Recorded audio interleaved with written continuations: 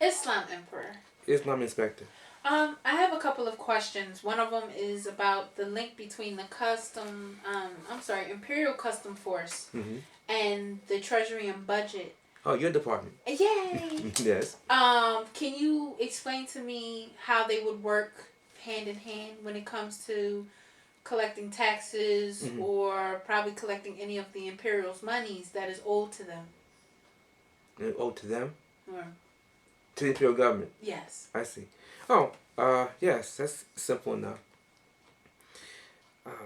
Your department, Treasury and Budget, obviously collects, tabulates, deposits, finances, and dispenses finances.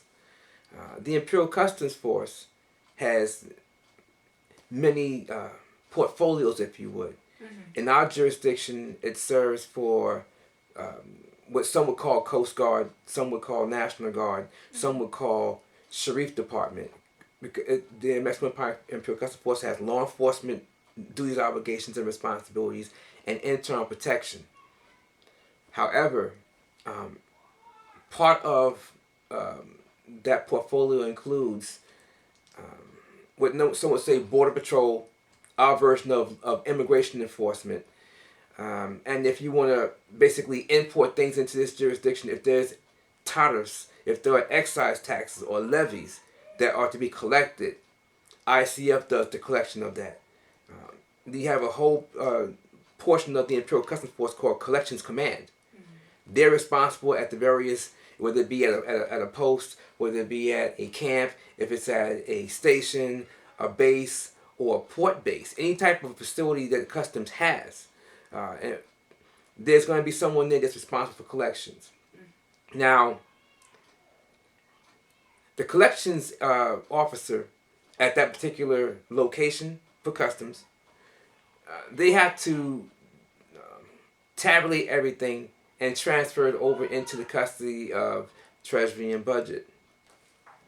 So they have particular forms, the TX1 and TX2 forms, which are Customs forms. They aren't from the Department of the Treasury and Budget.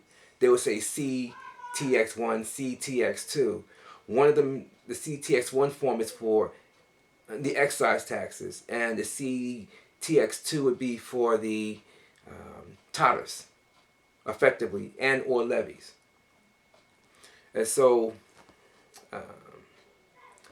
those forms and those monies will be brought over to Treasury and Budget for tabulation and for deposit and or dispensation elsewhere, depending on what's going on. For example, logistics is also involved. Department for Logistics, if they have something where they're looking to order particular material from one of the departments or sub-departments, those funds will come in, they get tabulated, again, from Customs. Like, for example, the excise tax and things of this nature, they will be tabulated in the Treasury and Budget, and maybe there's something that has to be paid out directly, so some will go directly out to cover particular things from logistics. You will see a lot of that in your tenure.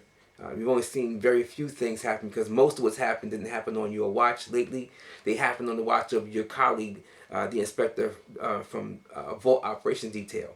Because technically some of the things that happen here in this city, they're not under your purview. They are under Treasury and Budget purview, which is you.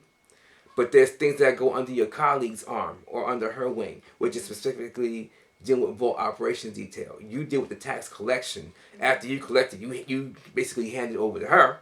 But that's generally how things are in certain circumstances. You will begin to see other things manifesting because of expansion of particular operations. So we have been gradually bringing you into what your duties, obligations, and responsibilities are because they are rather expansive where you've been assigned. So when you look at the connection between I.C.F. and Treasury and Budget, it's a very close nexus with those two arms as well as with logistics. And you're going to be seeing more and more of this as you work more and more with budgeting issues, because eventually you will be working with budgeting issues. And that's the reason why I brought it all together, so you can get a clearer picture. Because I know you've seen the chain of command for Treasury and Budget. Yes. Have you seen Training Command and the breakdown of the structures for I.C.F.? Yes. Well, I'm pretty sure certain things are probably becoming more and more cohesive for you, yes. You have a follow-on question for me today? I do. All right. I also noticed that you have acquired some equipment. And I was wondering, can you explain to me the importance of having monies in the imperial government's economy? All right. Well, I suppose you're talking about the coin minting operations. Yes. All right. Well, technically speaking, that's Treasury and Budget. That's the department you're assigned to. You don't happen to deal over that in that particular aspect of Treasury and Budget. There's three masters. There's three inspector generals. The master for the mint, the master for the budget, and the master for the treasury. The master for the mint is responsible for our coin minting operations, and yes, for for almost 12 Earth years, we have been minting coins, but we've been subcontracting out the work. We, as you indicated, taking on the equipment to do it ourselves in-house now. But the equipment we have is designed not just for coins, it's also for bars. So in the initial runs, we're going to be making quarter ounce, half ounce, and ounce bars. And as much as 2 ounce bars. We're going to start out slowly. Currently, we're working on the graphite for the molds for the coins. And then we're going to do the coins. Right now, we've been doing our coins only in one size. The silver Ujamaa and the silver Monarch ounce coins are all we have in circulation right now. We are now moving towards quarter ounce, half ounce, and ounce coins. And we look forward to being able to do that.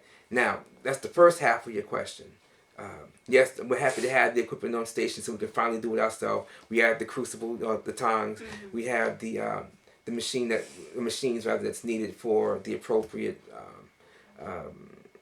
preparation of the silver and the gold. Now, we haven't tested this unit out yet, and we haven't gotten clarity as to whether or not we'll be successful with the platinum with use of this particular system. Right. Because I don't know the smelting temperature of platinum, so it remains to be seen on how certain things are going to go. But that said, it is very important that you have your own money.